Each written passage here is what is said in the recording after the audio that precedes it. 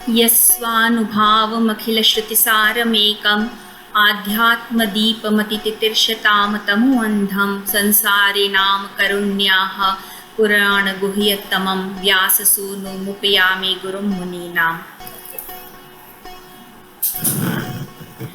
आज श्री गोकुलनाथ जी कृत द्वादश वृषणामृत हम लेंगे। उससे पहले गत वृषणामृत की कुछ स्पष्टता यहाँ करनी है कि आपके 11वें वृषणामृत में जो आपकी ये आज्ञा थी कि अपने प्रभु श्री कृष्ण जो पूर्ण पुरुषोत्तम स्वरूप हैं उनके साथ अन्य कोई ठाकुर जी स्वरूप को नहीं पधराना, तो यहाँ अन्य स्वरूप से जो अर्थ है, तात्पर्य है, वह ये कि कोई अन्य देवी देवता की मूर्तियों को नहीं पधराना है, देवी देवता की मूर्तियाँ नहीं पधरानी है। यहाँ तात्पर्य है अन्य देवी देवता से। यदि कृष्ण हैं, उनका ही कोई स्वरूप है अन्य, तो उनके कोई भी स्वरूप को, चाहे वह पुष्ट हो कि न हो, आप अपने प्रभु के साथ विराजा सकते हैं। देखो, पुष्ट हो या मर्यादा स्वरूप हो, लेकिन कृष्ण फिर भी कृष्ण ही है। तो कृष्ण का यदि कोई भी स्वरूप हो, कृष्ण है, तो वह ठाकुर जी के साथ आप विराजा सकते हैं। तो ये एक स्पष्टता यहाँ अनिवार्य थी करनी। अब आगे हम आपके द्वादश वृषणामृत पर आते हैं, जहाँ श्री गोकुलनाथ जी आप ये आज्ञा करते हैं कि अपने सेव्य स्वरूप को साक्षात पुरुषोत्तम जान के सेवा करें। जैसे प्रभु गीता के अध्याय 15 के 19वें श्लोक में कहते हैं, आप आज्ञा करते हैं कि यो मामेवं सम्मूढ़ो जानाति पुरुषोत्तमं स सर्वविद भजति माम सर्वभावेन भारत। प्रभु कहते हैं कि जो कोई मनुष्य जीव संशय रहित होकर मुझे पूर्ण पुरुषोत्तम परमेश्वर तरीके जानता है, समझो कि वह सर्व कुछ जानने वाला है और वही जीव मेरी पूर्ण भक्ति में प्रवण हो जाता है। यहाँ भजती माम, भजती शब्द से तात्पर्य है, यह भजती शब्द जो है यहाँ सेवा के लिए प्रयुक्त हुआ है। प्रभु आज्ञा करते हैं कि यदि कोई मनुष्य लक्षावधि जन्मों तक प्रभु का चिंतन करता रहे, यदि फिर भी वह यह समझ नहीं उत्पन्न कर पाता कि कृष्ण ही पूर्ण पुरुषोत्तम परमेश्वर हैं, उनका ही जीव को शरण लेना चाहिए, तो उसका इतने जन्मों का जो चिंतन है वह निरर्थक हो जाता है। इस बात को निश्चित रूप से जान लो, समझ लो मन में कि स्वमार्गीय सेवा भगवत स्वरूप के ज्ञान के अभाव में प्रभु का क्या स्वरूप है, हमारी सेवा का क्या स्वरूप है, जो इसका ज्ञान हमें नहीं है कि साक्षात कृष्ण ही पूर्ण पुरुषोत्तम है, अपने सेव्य प्रभु अपने श्री ठाकुर जी। ऐसा ज्ञान हमें यदि सेवा में नहीं है, तो इस महात्मा ज्ञान के अभाव में हमारी प्रभु से निरंतर दूरी बनी रहती है। जन्मांतर में भी इसका फल प्राप्त नहीं होता है, सेवा फलोक्त फल हमें। स्वमार्गीय सेवा स्वरूप सेवयोर ज्ञाना अभावे सेवा फलोक्तम फलम न उपलब्धये। भगवत सेवा भगवत स्वरूप के ज्ञान के अभाव में सेवा फलोक्त फल प्राप्त नहीं होगा, क्योंकि प्रभु से समझो संबंध हुआ ही नहीं है, ज्ञान ही नहीं हुआ जब प्रभु के स्वरूप का, तो प्रभु से एक दूरी बनी रहेगी महात्मा ज्ञान बिना। यदि जीव ज्ञान रहित रहेगा तो प्रपंच आसक्ति भी उससे दूर नहीं होगी, जिसमें जन्मों का अंतराय होगा।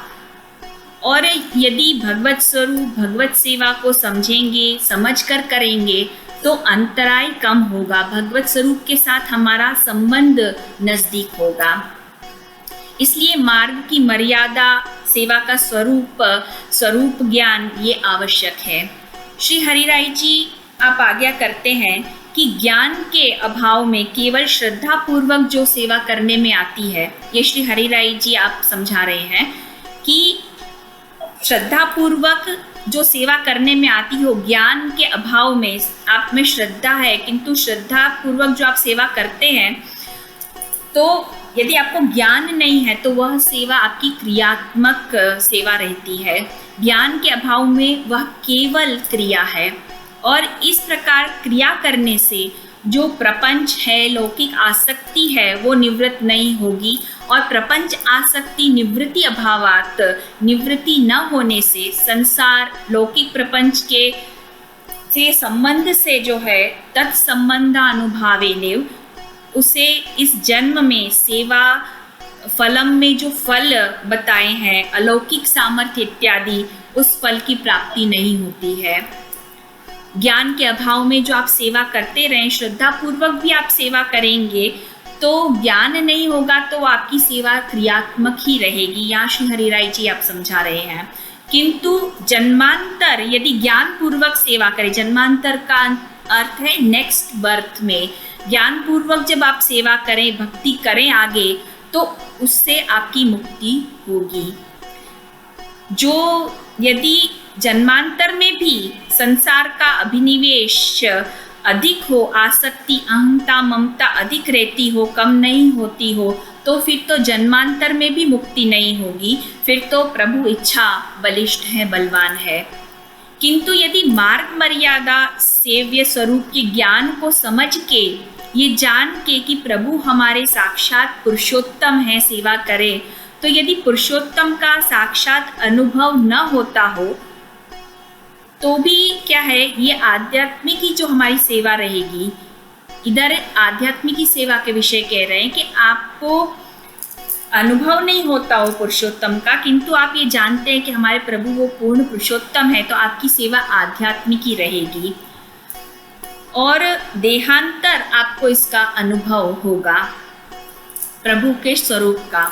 अलौकिक देह संपादित हो, अलौकिक प्रेम संपादित हो, प्रेम आसक्ति व्यसन क्रम से उससे आपको अवश्य सेवा फल की प्राप्ति होगी। जो प्रभु को, ठाकुर जी को साक्षात पुरुषोत्तम मान के कि यही पुरुषोत्तम है कृष्ण, ये मानकर दृढ़ भाव से सेवा करते हैं, उनकी सेवा आगे चलकर आदि दैविक सेवा हो जाती है। देखो, सेवा में भी 3 प्रकार हैं, आदि भौतिक, आध्यात्मिक और आदि दैविक। आदि भौतिक जो सेवा है वह ज्ञान रहित है, उसमें प्रभु के स्वरूप पुरुषोत्तम साक्षात होने का ज्ञान, सेवा के स्वरूप का ज्ञान नहीं होता। केवल लौकिक क्रिया की तरह क्रिया रूप से जगाना, पौढ़ाना, जैसे वस्तु को जिस प्रकार उठाते हैं, रखते हैं, इस प्रकार से की गई क्रिया रूप सेवा होती है, वह आदि भौतिक सेवा है, जिससे हमारी लौकिक आसक्ति, अहंता, ममता की निवृत्ति नहीं होती है।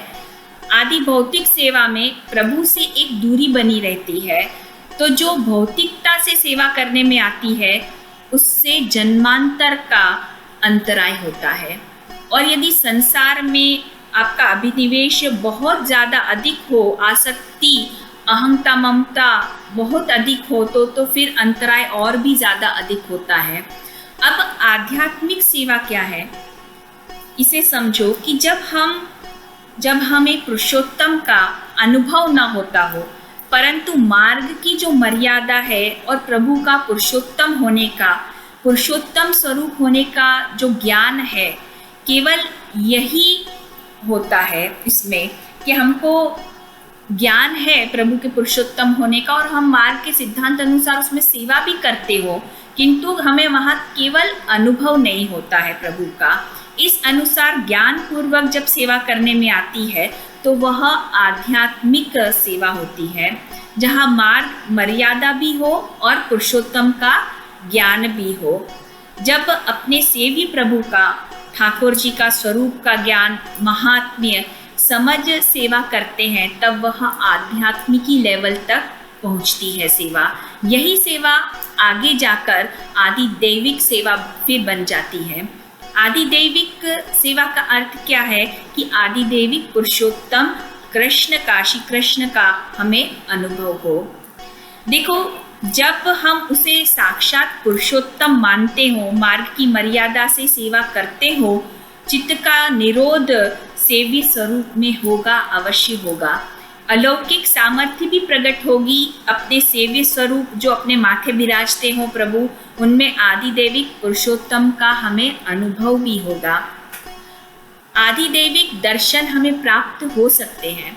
ये आदिदेविक पुरुषोत्तम के जब सेवा हमारी वह आदिदेविक होगी तो, और जब सेवा आदिदेविक होगी तो अनुभव कैसा होगा? जब प्रभु हमें प्रसन्न लगे, उदास दिखे या क्रोध में लगे, तब समझो कि प्रभु सानुभाव प्रकट करने लगे हैं, सानुभाव जताने लगे, तो समझो सेवा आदिदेविक की लेवल पर पहुंच गई है। देखो प्रॉब्लम क्या है कि हमें ऐसा अनुभव होता नहीं है आज, क्योंकि हम चित्र है, वस्त्र है, हस्ताक्षर है, ऐसा ही मानते हैं, ऐसा ही देखते हैं। यही श्री गोकुलनाथ जी आप आज्ञा कर रहे हैं इस प्रश्नामृत में कि हस्ताक्षर, चित्र सेवा, वस्त्र सेवा में अन्य भाव नहीं जाने, साक्षात ठाकुर जी पूर्ण पुरुषोत्तम ही जान सेवा करें। जब तक हमारा भाव प्रभु में निरूपाधिक नहीं है, तब तक प्रभु जो है पुरुषोत्तम रूप अनुभव नहीं कराते हैं।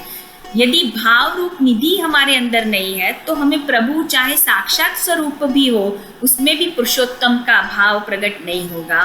तो जो स्वरूप आपके माथे विराजते हो, श्री महाप्रभु जी, श्री गोसाई जी, या आपके जो गुरु द्वारा जो पधराए हैं, चाहे वस्त्र जी हो, स्वरूप हो, हस्ताक्षर हो, उनमें कोई अंतर नहीं जाने, उनमें दृढ़ भाव, पुरुषोत्तम भाव रख सेवा करें और सेवा करते रहें, तो आपको अवश्य पुरुषोत्तम का अनुभव होगा, आदिदेविक पुरुषोत्तम का। नहीं भी होता है तो होगा।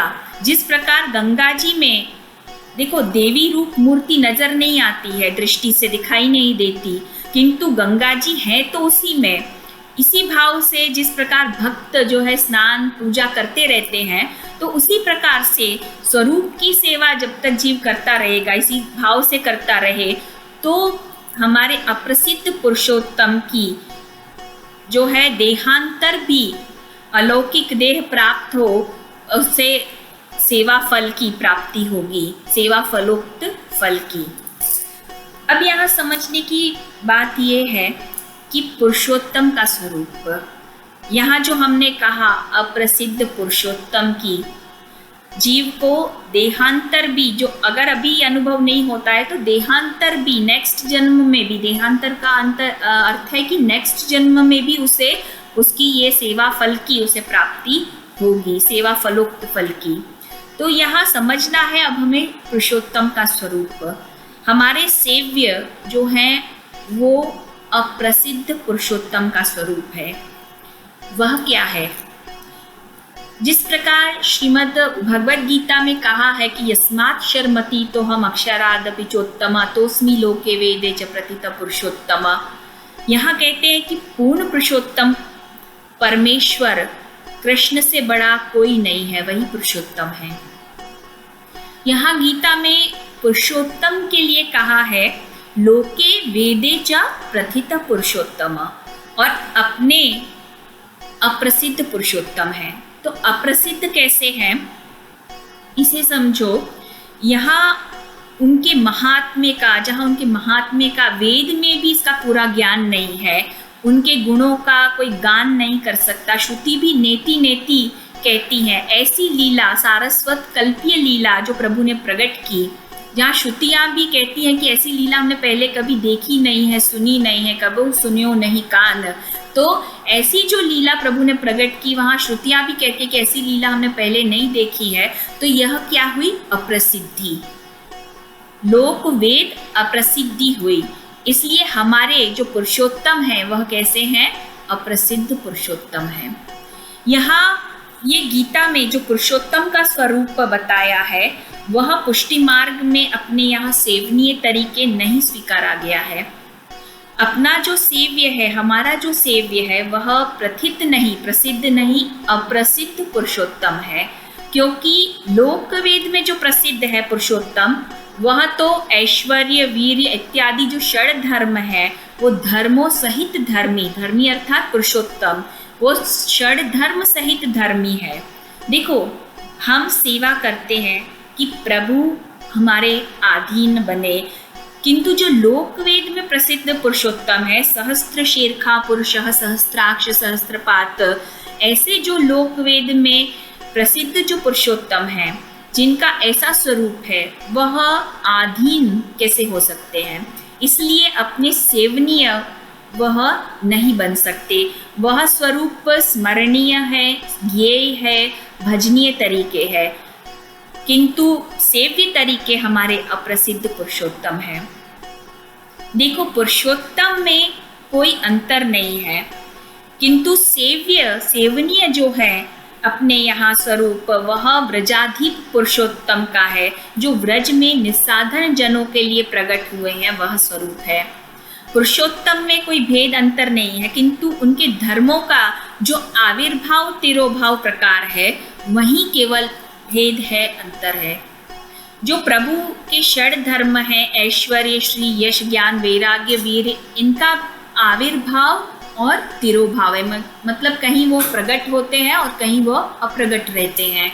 देखो, श्री हरिराय जी ने पुष्टि मार्गीय धर्म और मर्यादा मार्गीय धर्म दो भेद बताए हैं, किंतु धर्मों में भी कोई अंतर नहीं है। धर्म अर्थात ये जो षड धर्म है, ऐश्वर्य, श्री, यश, ज्ञान, वैराग्य, वीर्य, इन धर्मों में भी कोई अंतर नहीं है। वह दोनों में, पुष्टि मार्ग में भी और मर्यादा मार्ग में भी समान है, सेम है। केवल आविर्भाव और तिरोभाव का भेद है। जो पुष्टि मार्गीय धर्म है, पहले इसे समझो कि जो पुष्टि मार्गीय धर्म है प्रभु के, वह लीला अनुकूल, अर्थात जहाँ जिस लीला में जो धर्म आवश्यक है षड धर्म में से, तद्दत लीला अनुकूल धर्म आप प्रभु प्रकट करते हैं। बाकी के धर्म वह अप्रकट तिरोहित रहते हैं। प्रभु अपने धर्मों को अंदर तिरोहित करके लीला करते हैं। इसलिए पुष्टि मार्गी धर्म वह अप्रसिद्ध है, अर्थात प्रकट नहीं है।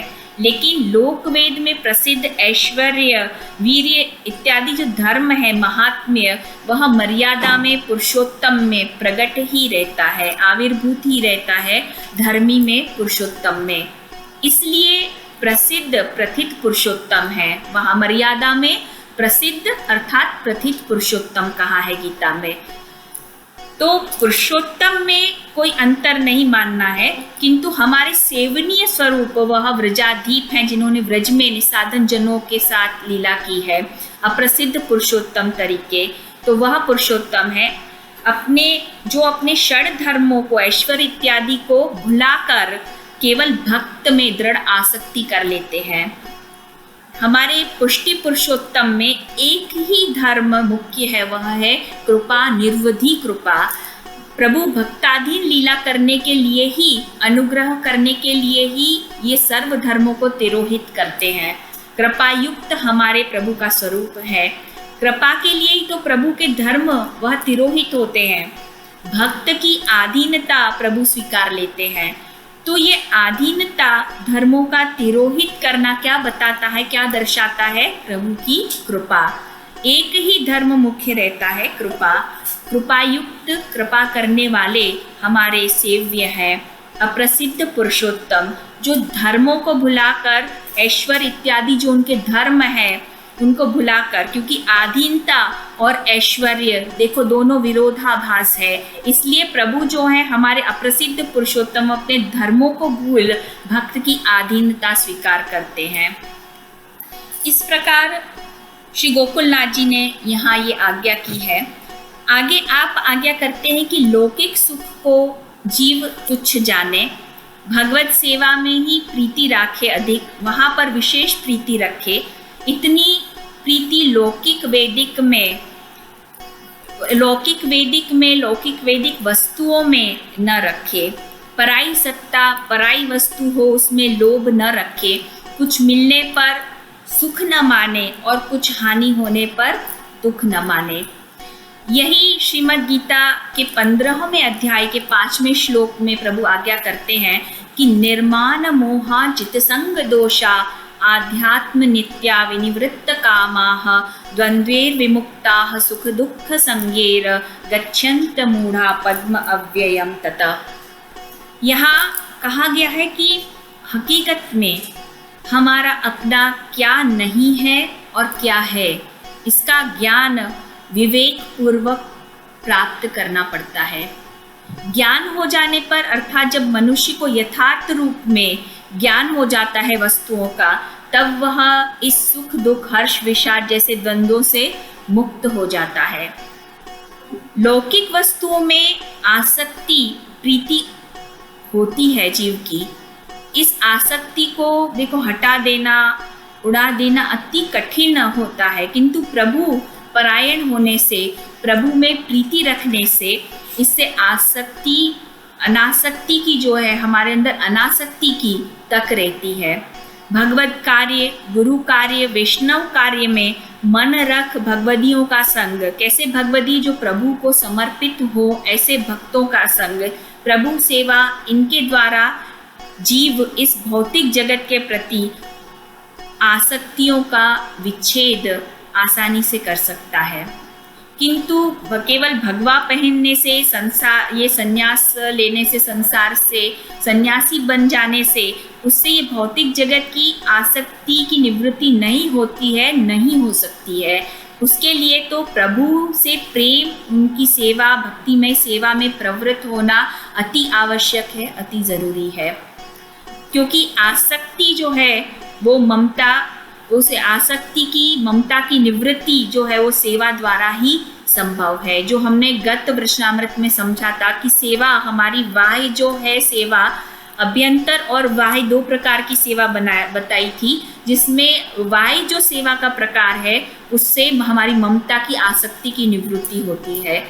आगे श्री गोकुलनाथ जी आज्ञा करते हैं कि हमारे गृहस्थ धर्म को भी, मुख्य पॉइंट है, अच्छे से सुनना आप, कि इस विषय में बहुत से लोगों को अधिकतर गलतफहमियां होती हैं।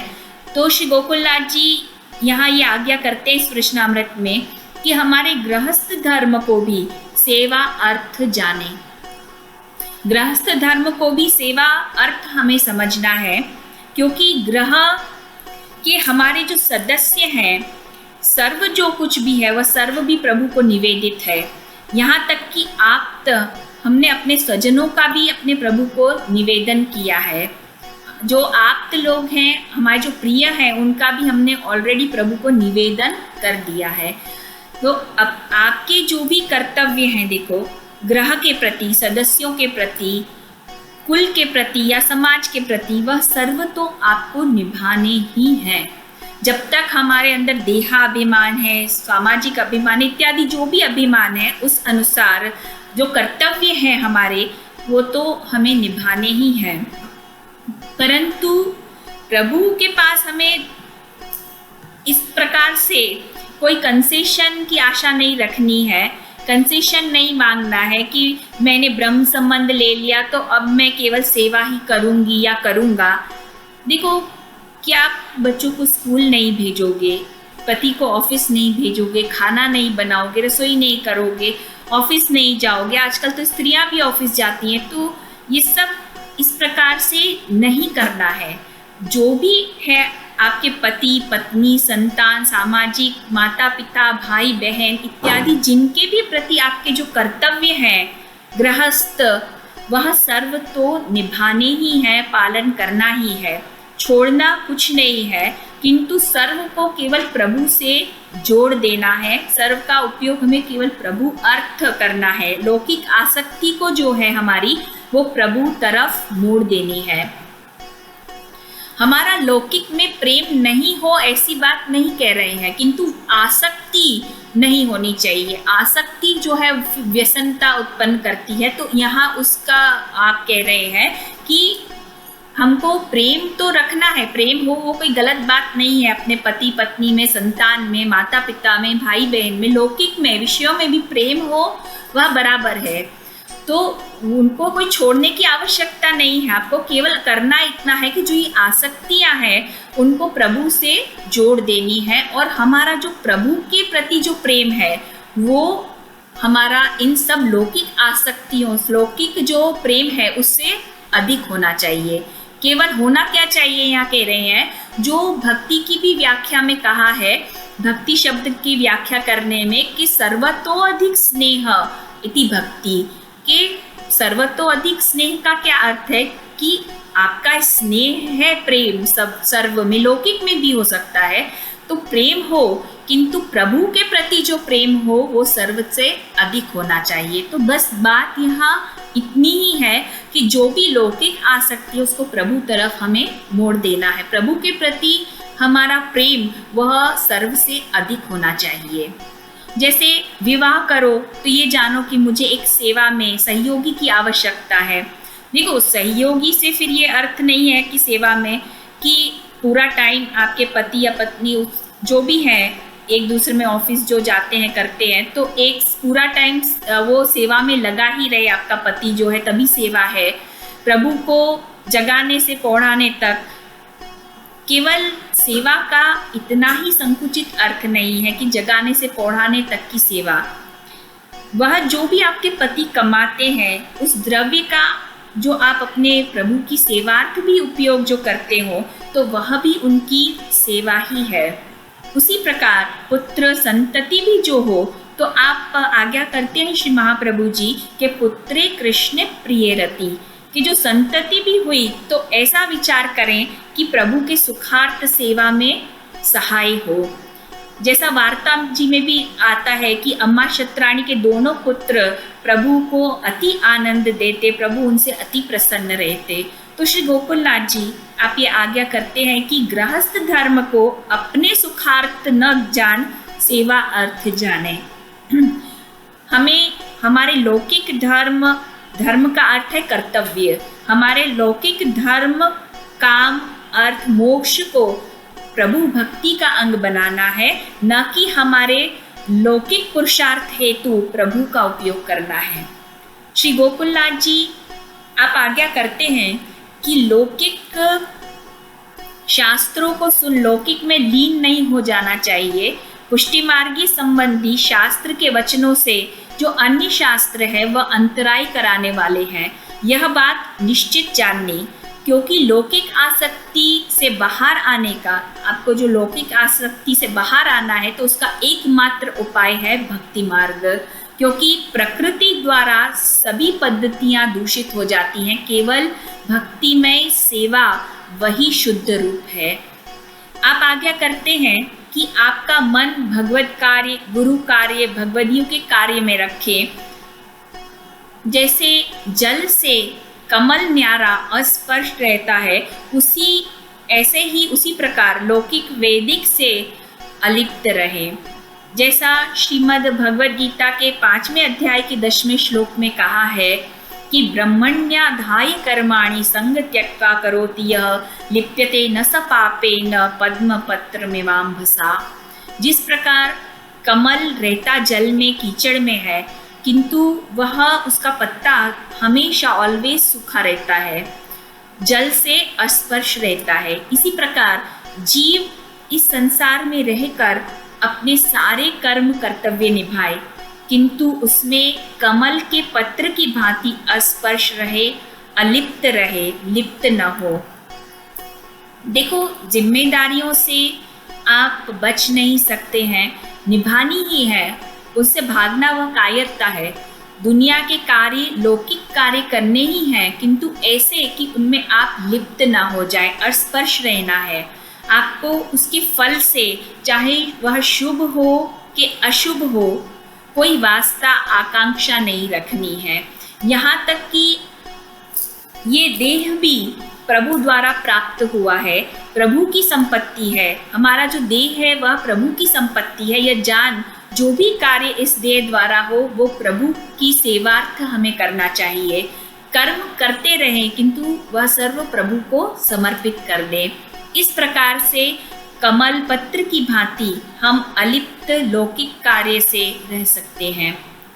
आगे आप इस प्रश्नामृत में जप, पाठ इत्यादि के विषय आज्ञा करते हैं कि यमनाष्टक इत्यादि पाठ जीव को नित्य करने, सर्वोत्तम जी का पाठ जब नियम पूर्वक मन लगा के श्लोकों का भाव मन में विचार कर करना, यह वैष्णवों की गायत्री है। देखो, सर्वोत्तम जी, मधुराष्टक इत्यादि जो पाठ हैं वह केवल शुद्धि से पवित्र अवस्था अपरस में ही हमें करने चाहिए। इसके लिए ऐसा नियम बताया हुआ है। किंतु यमनाष्टक इत्यादि जो पाठ है वो हम अपरस बिना भी कर सकते हैं। इसके पाठ से सर्व प्रतिबंध भक्ति में दूर होते हैं।